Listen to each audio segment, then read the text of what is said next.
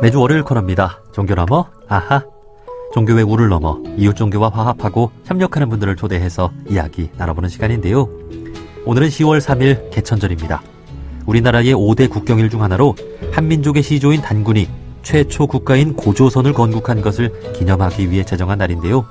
서기전 2333년, 지금으로부터 4355년 전입니다. 자, 개천절은 어떤 의미가 있는 날인지 한국민족종교협의회 기획국장과 이사를 지내시고 지금은 한국종교연합 URI 공동대표이신 이창구 대표님과 말씀 나눠보겠습니다. 대표님 안녕하세요. 네, 안녕하세요. 이창구입니다. 네, 반갑습니다. 자, 오늘 10월 3일 개천절입니다. 우리 한국인들에게 참 뜻깊은 날인데요. 먼저 개천절의 의미에 대해 소개해 주신다면요. 예, 개천절은 역사적으로 보면 단군 왕검께서 조선을 건국한 날입니다.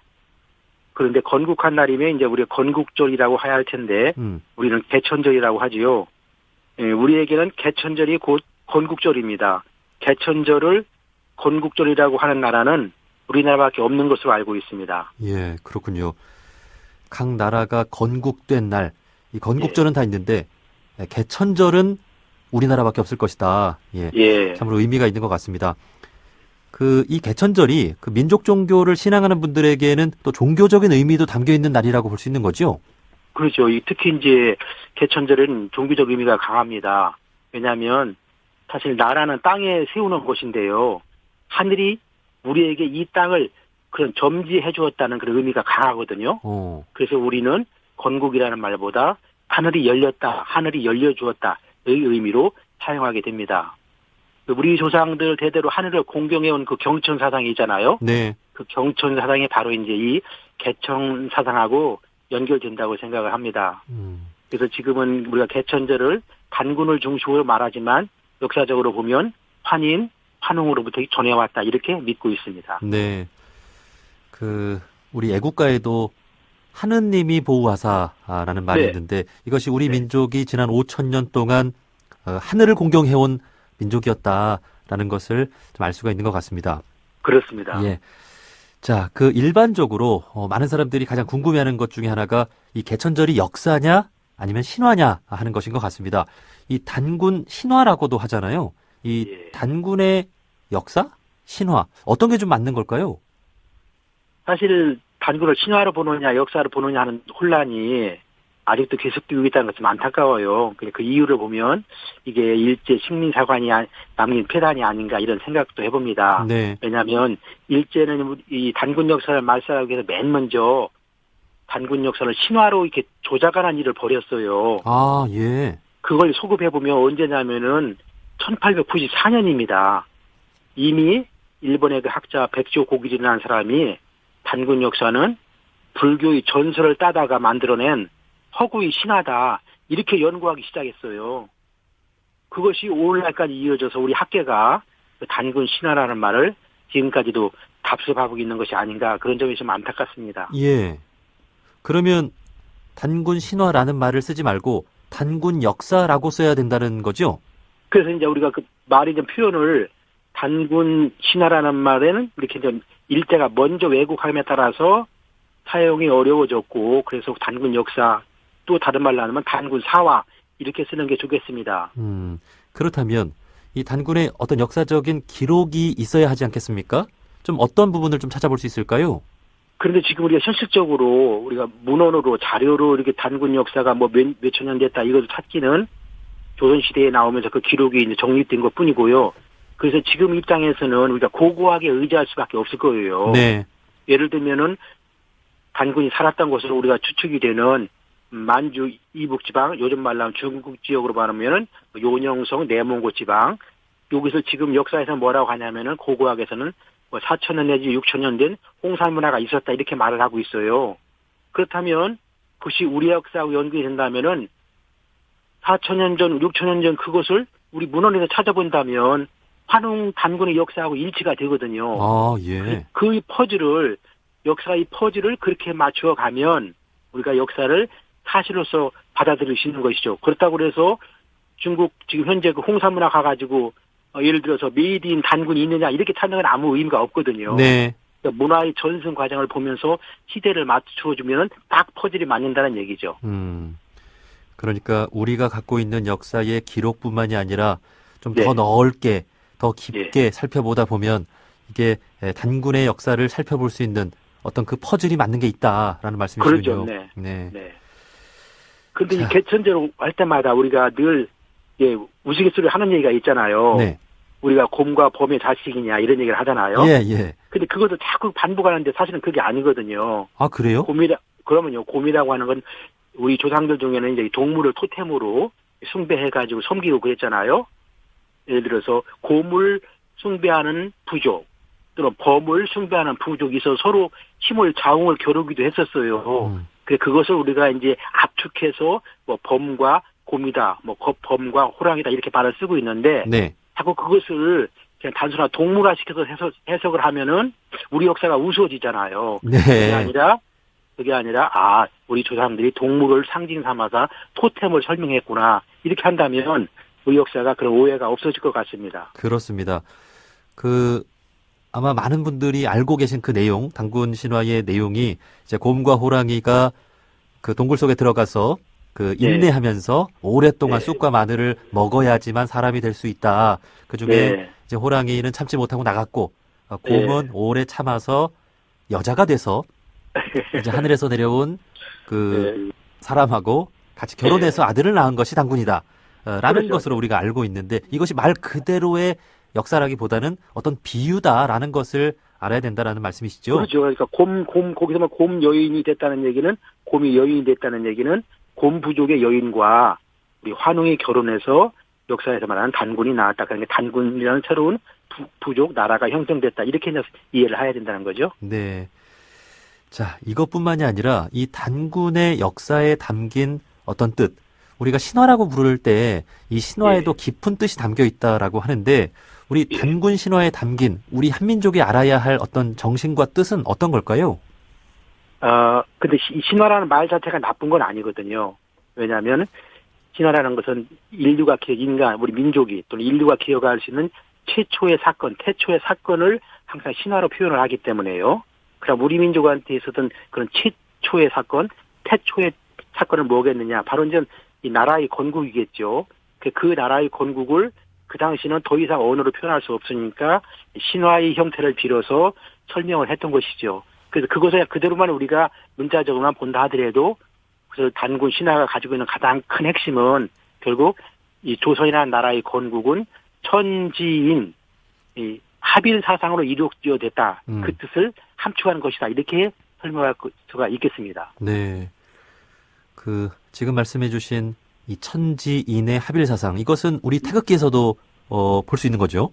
그렇죠. 네. 예. 태극기는 음양과 함께 천지인에 같이 들어있죠. 네. 그래서 우리 민족은 본래 하늘 땅 사람의 조화를 가장 중시한 민족이다. 그런 사상의 원형들이 단군 신화에 녹아있다. 이렇게 설명할 수가 있겠습니다. 네. 자, 개천절의 역사는 지금으로부터 4355년 전에 시작이 됐습니다. 그러니까 우리가 반만년 역사라고도 하는 건데, 그러면 이 개천절을 우리나라에서는 언제부터 기념해 왔나요? 이 개천이라는 말이 이제 문헌상으로 보면은 최초로 기록된 것은 삼성기라는 책에 개천이라는 말이 나오거든요. 그 다음에 조선시대에 들어와서는 개천이라는 말이 좀 뭐라고 할까, 그 말을 안 쓰고 그냥 신인이 박달나무에 강림했다. 강림이라는 표현을 썼어요. 결국에 같은 말이었는데 시대적으로 표현이 좀 달랐던 것 같고요.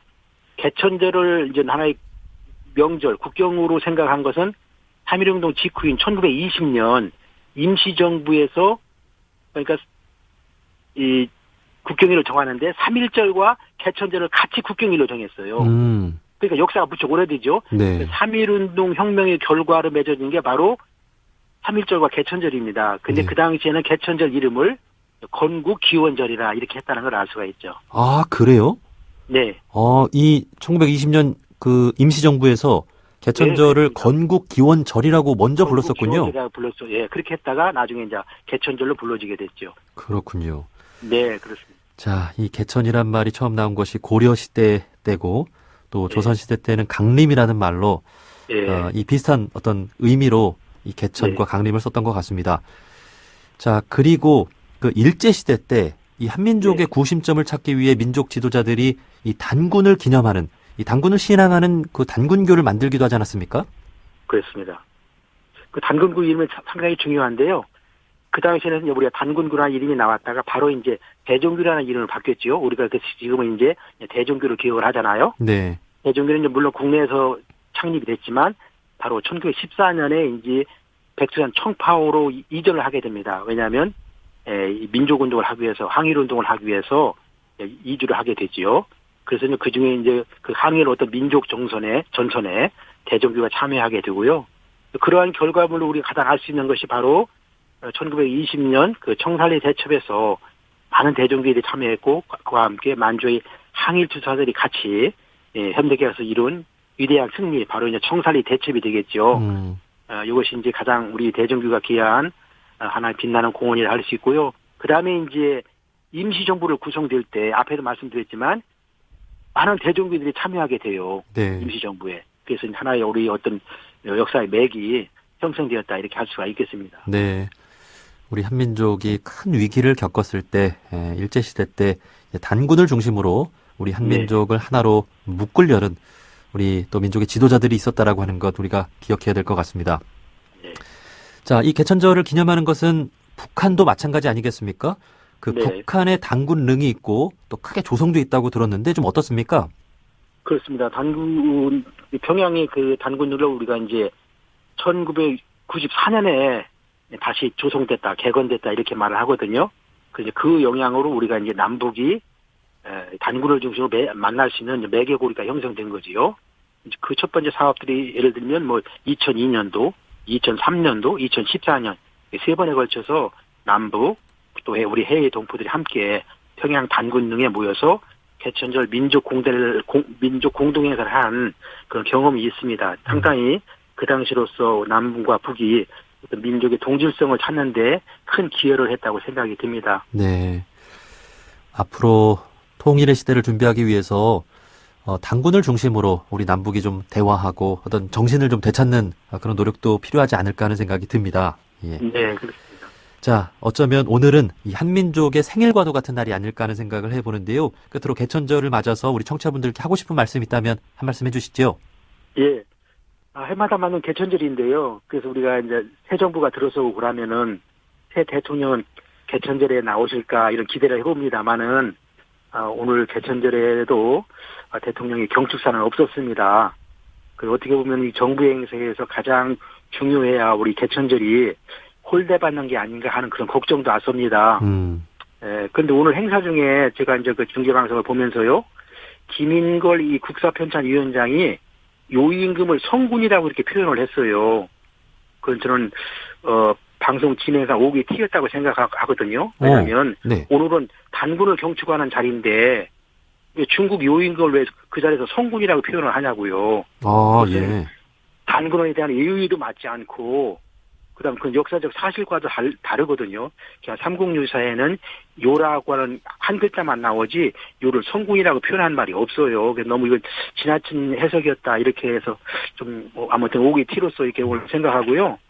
그다음에 왜 이렇게 중국 문제가 걱정이 되냐면요. 얼마 전에 아시지만은 중국 국가박물관에서 우리 한국사 연표를 게시하는데 고구려 발해를 뺐잖아요. 예. 그래서 막 이 국립박물관에서 막 이의를 제기하고 했지만, 그런데 한 가지 우리가 이게 눈여겨 볼 것은 그 중국에서 만든 연표에 고조선 연표가 있었는데요. BC 2333년이라고 쓰지 않고 그 자리에다가 이렇게 물음표를 남겨놨어요. 중국에서. 네.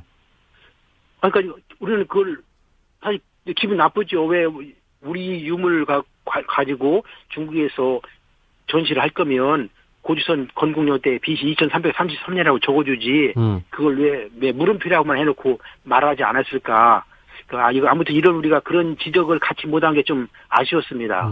우리의 역사를 중국에서 좀 존중하지 않는 그런 느낌이군요. 그렇죠. 인정하지 않겠다는 거죠. 그럼에도 불구하고 우리 국사편찬위원장은 요임금을 성군이라고 해줬으니까 이게 얼마나 논리적으로 모순되는 것을 우리가 지금 범하고 있어요. 그런 예. 아셨습니다. 자, 앞으로 우리 또 역사 교육이 또 참으로 중요하지 않을까 그런 생각을 또 해보네요. 그렇죠. 그래서 지금 우리 한국사 교과서, 우리 학생들이 배우는 교과서에 지금 홍익인간이 삭제되었어요. 삭제됐어요? 없습니다. 왜요? 우리 교과서에 홍익인간 말이 나오지 않습니다, 이제. 우리가 지금 이런 걸 다 좀 간과하고 있는데요. 개천절에 홍익인간이 없는 개천절? 이게 무슨 의미가 있겠습니까? 1000번, 10,000번 개천절 하면 어떤 의미가 있겠습니다. 우리가 있겠습니까? 우리는 이 홍익인간 제세의 정신을 기리기 위해서 개천절 행사를 하는 것이고, 그러니까 개천절 행사의 알맹이는 바로 홍익인간인데, 정작 우리 학생들은 교과서에서 홍익인간을 배우지 못하고 있습니다. 반드시 이 홍익인간 이 정신을 교과서에 부활해야 되겠습니다. 오늘 개천절 경축식에서도 홍익인간 제세 이화의 정신으로 세워진 날이다라고 써 있는 걸 봤는데 왜 교과서에서 사라졌어요? 그럼 참 지금 여기서 다 뭐라고 말씀드릴 수 없고요. 물론 지금 국무총리도 기념사에서 그 말은 했지만 해마다 그 말은 하시는 말씀이지만 현실에서 그것이 중요하게 구현되고 있느냐 그걸 좀 점검을 하지 않고 있어요. 교육은 완전 겉바퀴로 돌고 있다고 할 수가 있어요. 참 안타깝습니다. 뿐만 아니라 그런 홀대가 어디서 나오냐면 교과서에서 고조선을 서술하는 문장이 이 두꺼운 국사 교과서 전체 중에서 10줄밖에 안 돼요. 네. 예. 이 초라한 이것은 말할 수가 없어요. 아무튼 이렇게 해가지고는 중국을 대응할 수도 없고 일본도 대응할 수도 없고 우리 내부적으로도 전혀 어떤 대응 준비가 안 되고 그렇습니다. 안타깝습니다. 정말. 네. 그래서 좀 여유가 있다면 우리가 이 교과서를 좀 바로잡고 하는 일에도 좀 많은 좀 관심 성원이 있었으면 좋겠습니다. 네. 오늘 개천절 인터뷰에서 꼭 기억해야 될 한 부분이 이 부분인 것 같습니다. 우리 학생들이 홍익인간의 정신, 우리 한민족이 널리 인간을 이롭게 하고 좋은 세상을 만들고자 했던 큰 뜻으로 이 나라를 세웠다라고 하는 그 정신을 우리가 자부심을 갖고 이어나가야 할 텐데 그 부분에 대해서도 많은 관심이 필요할 것 같습니다. 그러니까 우리 내부의 준비도 철저해야 정말 우리 대한의 이름이 세계로 나갈 수 있다 이렇게 생각합니다. 예. 자, 여기까지 말씀 듣겠습니다. 한국민족종교협의회 기획국장과 이사를 지내시고 지금은 한국종교연합 URI의 공동대표이신 이창구 대표님과 말씀 나눠봤습니다. 오늘 말씀 고맙습니다. 예, 감사합니다.